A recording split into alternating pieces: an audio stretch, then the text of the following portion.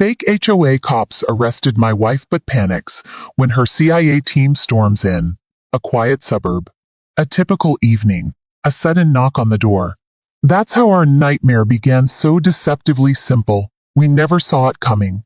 My wife had always kept a low profile, blending seamlessly into our cul-de-sac of manicured lawns and friendly neighbors.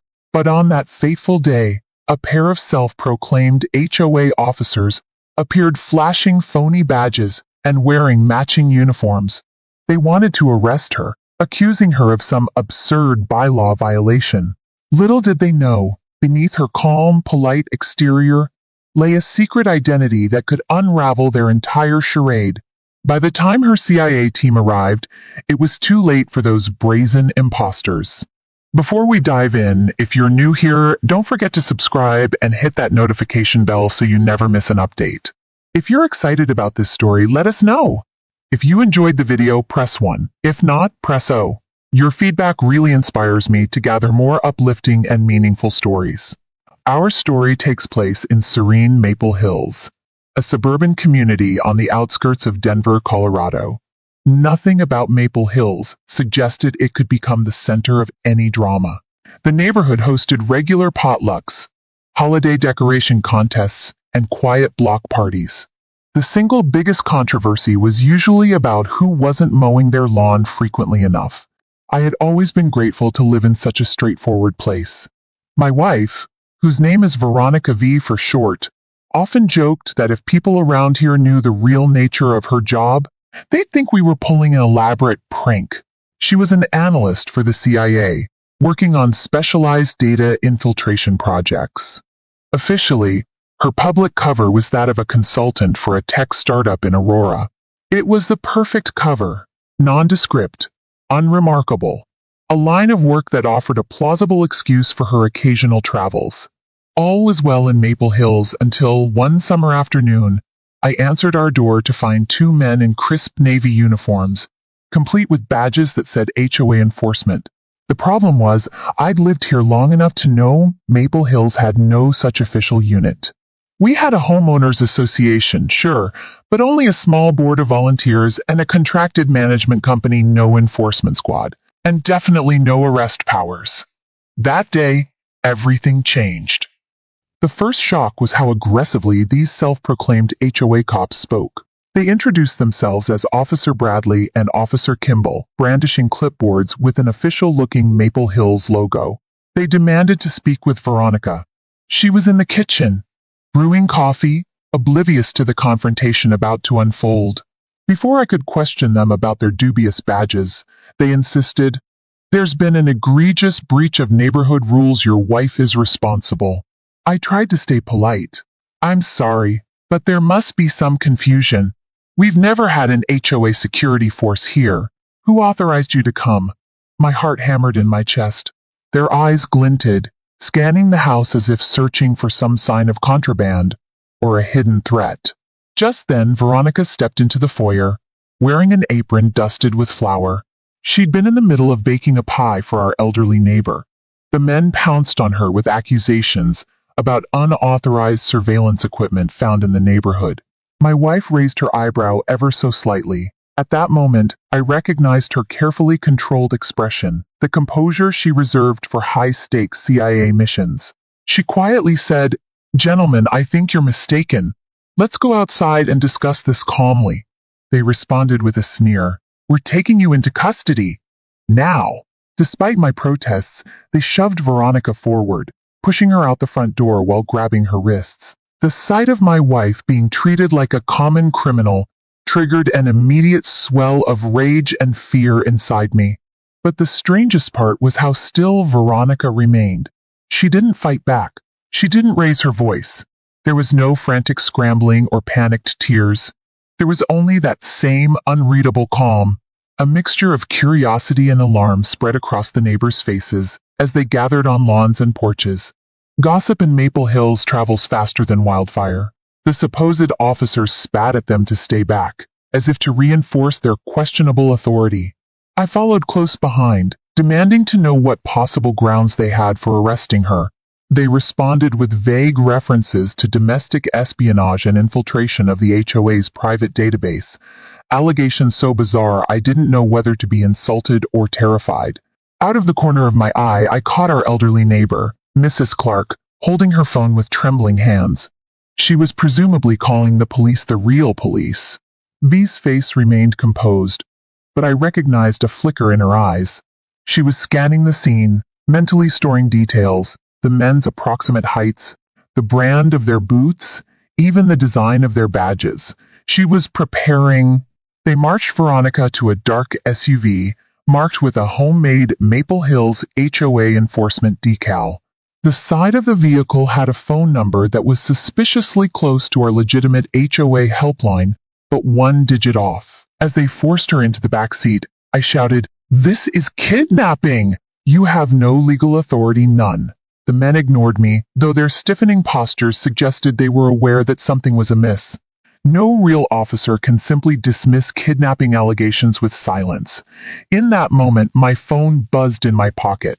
I glanced at the screen, an unknown number.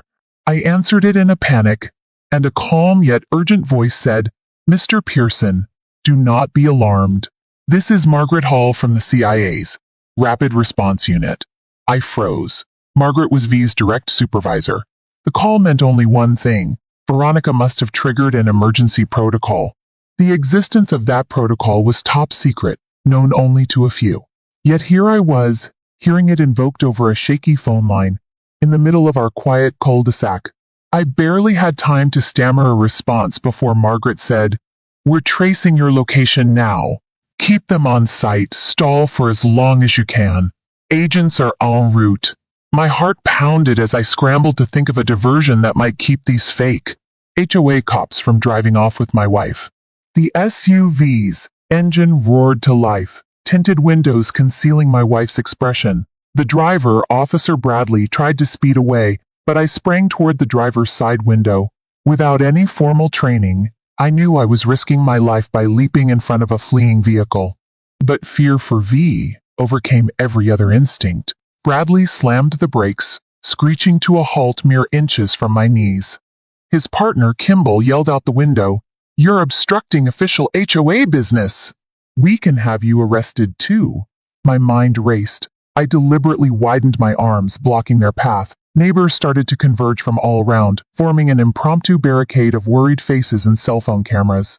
One teenage neighbor, Toby, was live streaming the entire event on social media, a move that seemed to frustrate the men even more. Kimball's hand slid to his belt, where a suspiciously unpolished gun rested. I gulped, half expecting the worst. But then a siren echoed in the distance, not the wail of a local police cruiser, but the unmistakable shriek of an unmarked federal vehicle. I heard the call from Margaret still echoing in my mind. "Agents are en route." My pulse thundered as I realized this was about to escalate far beyond a phony HOA arrest.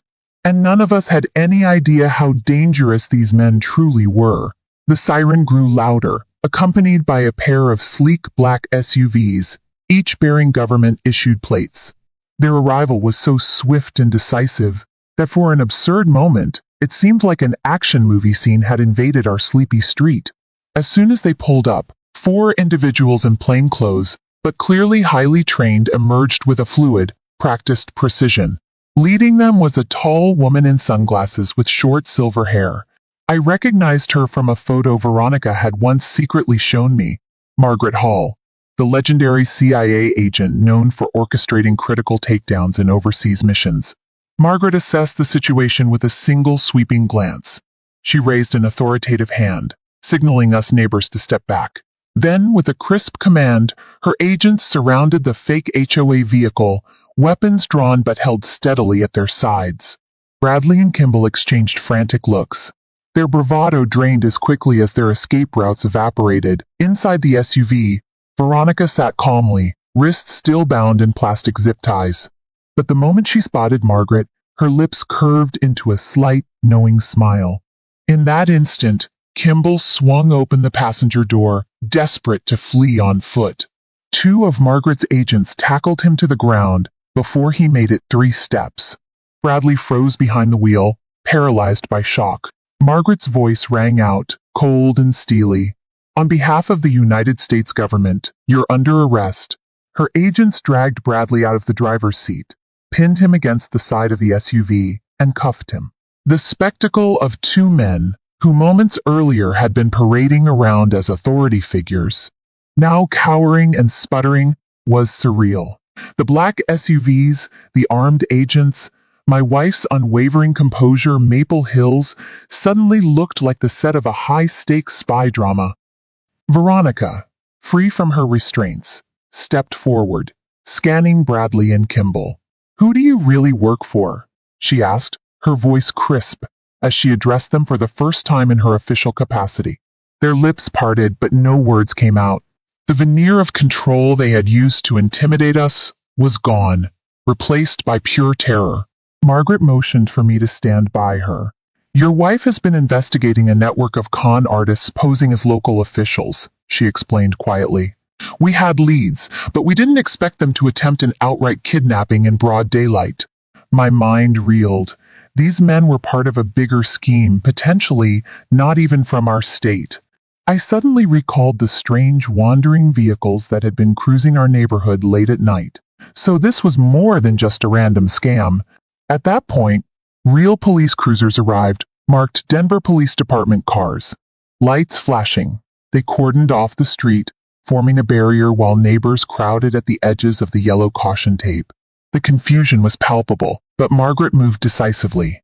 She exchanged brisk words with the police chief, showing federal identification. The local officers quickly stepped back, letting the CIA take primary jurisdiction.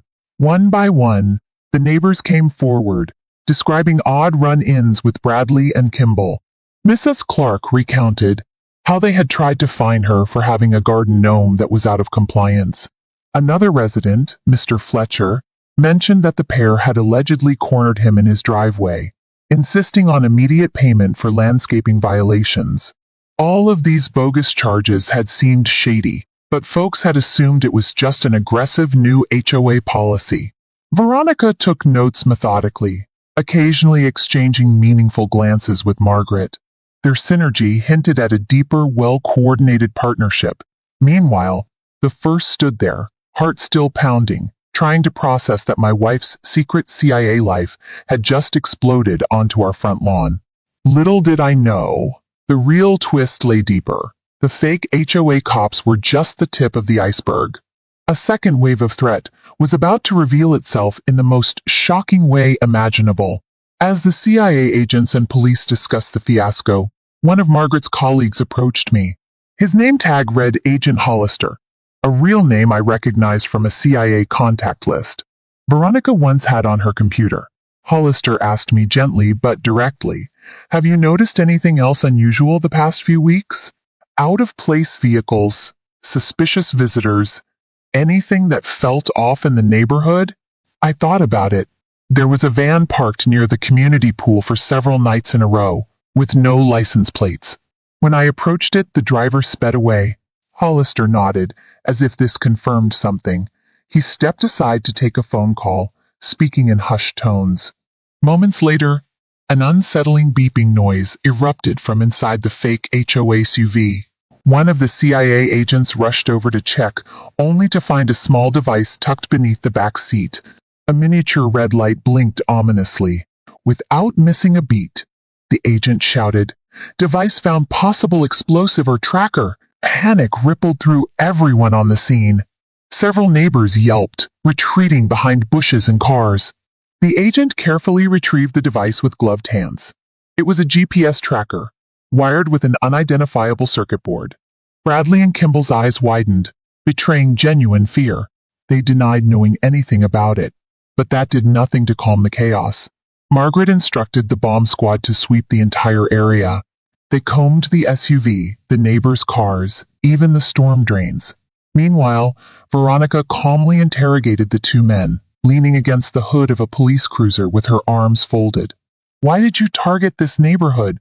Who's behind your operation?" she demanded. Bradley refused to speak, while Kimball stammered excuses. "We were hired. It's just a job." That only confirmed the worst suspicion someone higher up had orchestrated their infiltration into Maple Hills. The pace of the day's events seemed relentless. Just a half hour earlier, I was baking in the lazy afternoon sun, not a care in the world. Now, half the block looked like the scene of a top-secret sting. Agent Hollister approached with a grave expression. He spoke quietly into Veronica's ear, and her face fell. She signaled me to come closer. "I have to leave town," she said softly, her voice tinged with regret. "Margaret wants me to travel immediately to a secure facility for a thorough debrief. This situation is bigger than we realized. Those men aren't just con artists. They might be linked to an organized group that's been targeting federal employees." My stomach lurched. I had never seen my wife rattled like this. I squeezed her hand, not wanting to let her go. I watched in disbelief as a second set of unmarked government vehicles arrived, whisking Veronica away. Margaret stayed behind to oversee the local aftermath, but made it clear she'd join V as soon as the immediate site was secure.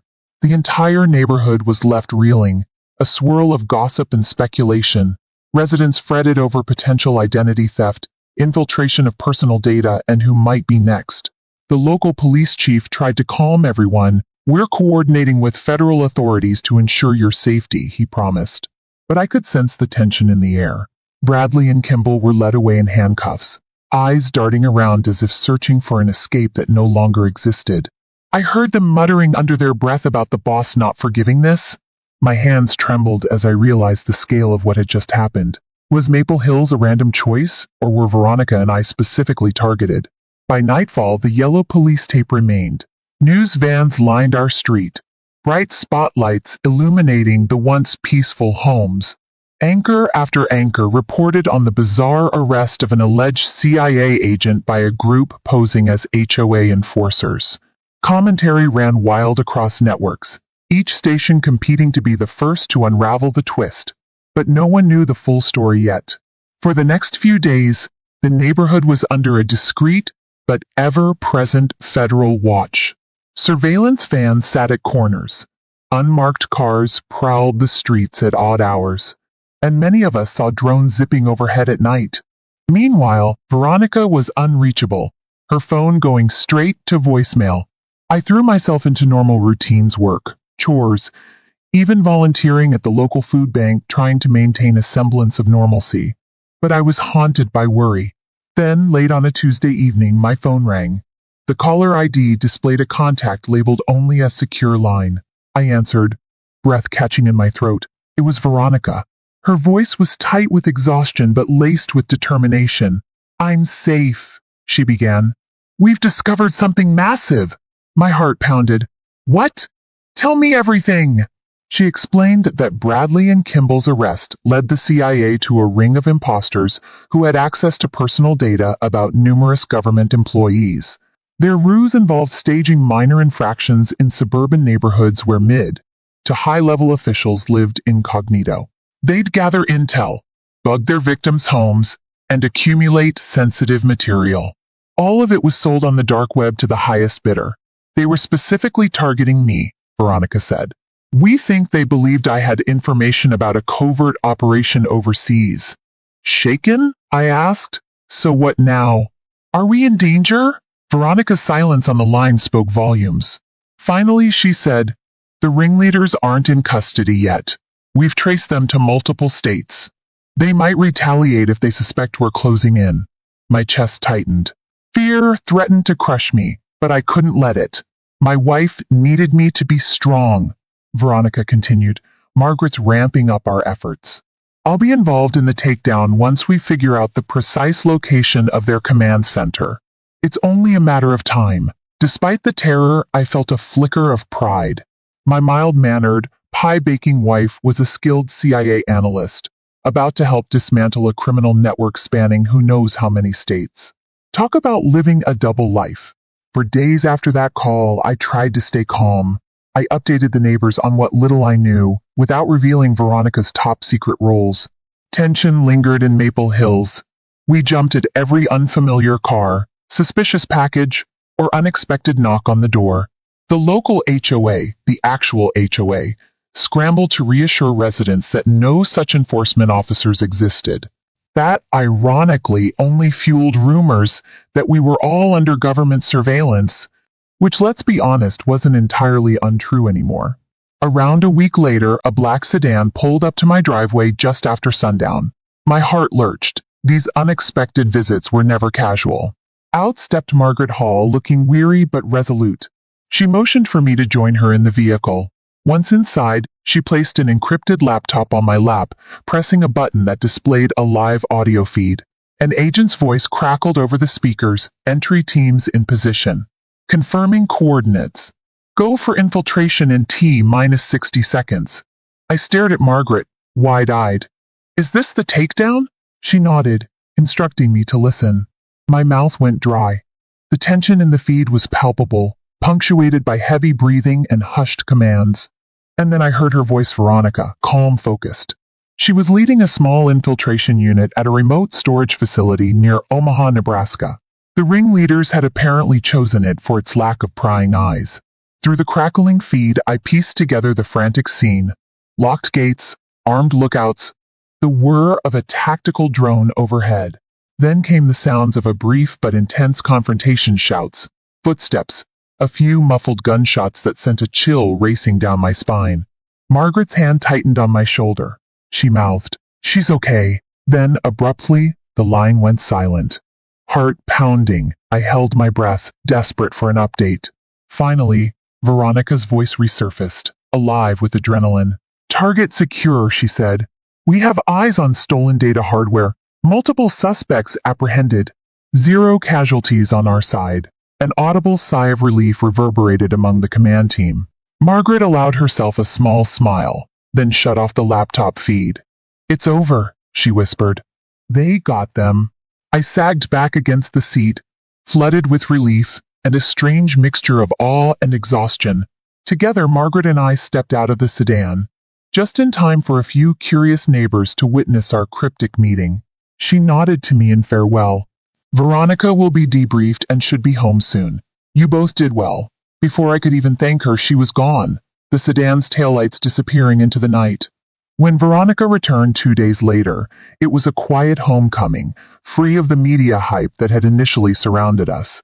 In Maple Hills, the chaos had subsided. Residents were more vigilant, but life began to resume its gentle suburban pace. In hushed tones, I learned the full story. The criminals' central stash of stolen intel had been destroyed. Indictments were already in motion for a wide network of conspirators. My wife was heralded within certain classified circles, but publicly, she remained the unassuming consultant who quietly resolved technical issues. And so came the karmic retribution for Bradley, Kimball, and their associates. They faced a laundry list of federal charges: impersonating law enforcement, kidnapping, conspiracy, and involvement in an espionage operation targeting point-use intelligence personnel. One by one, they were marched into court. The media, once enthralled by their audacious suburban charade, now covered their downfall with a collective sense of schadenfreude. A judge denied them bail, citing the serious risk they posed to national security.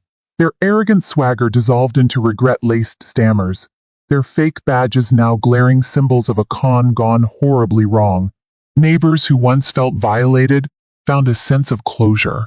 The real HOA board put out an official statement, reaffirming that Maple Hills would never allow such bizarre self-deputizing. Simultaneously, the Denver Police Department and CIA quietly cooperated to ensure no other neighborhoods were plagued by similar scams. It was a triumph for our little community, a testament that sometimes even the most cunning fraudsters meet poetic justice. Veronica and I watched the news in our living room, relief washing over us each time. New charges were brought against the conspirators. As sensational as the story was, it was also terrifying to realize how close we'd come to a dire outcome. Little did the public know how many times V had faced such risks before in far-off corners of the world. With time, Maple Hills settled back into its comforting hum of suburban routine. Every so often, a reporter would drive through, hoping for an exclusive angle, but the neighbors would wave them off politely. The pie-baking, friendly block parties returned.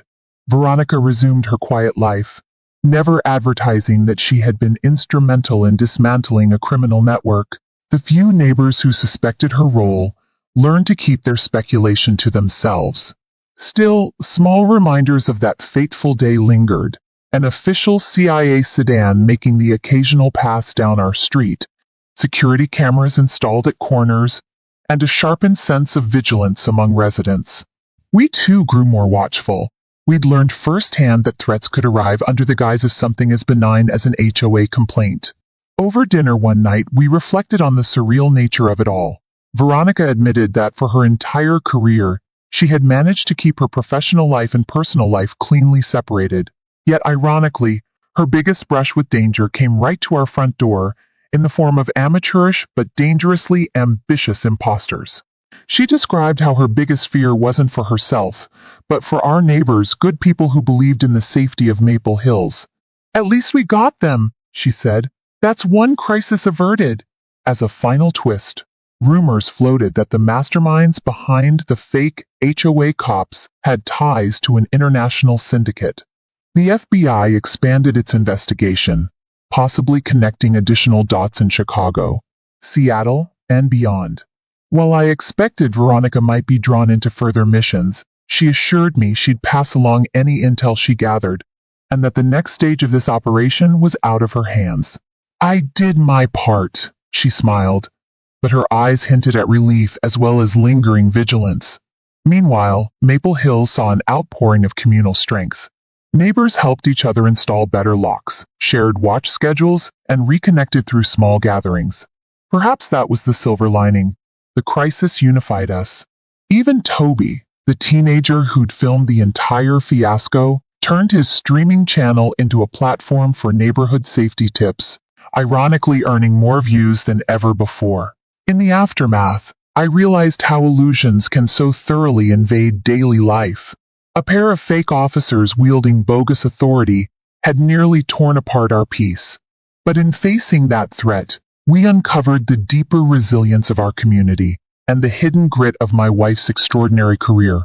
Ultimately, Maple Hills emerged from the ordeal not broken, but stronger, more tightly knit, and determined never to be caught off guard again. And that, my friends, is the epic story of how a run-of-the-mill afternoon turned into a high-stakes thriller in the unlikeliest of places, a suburban corner of America known as Maple Hills.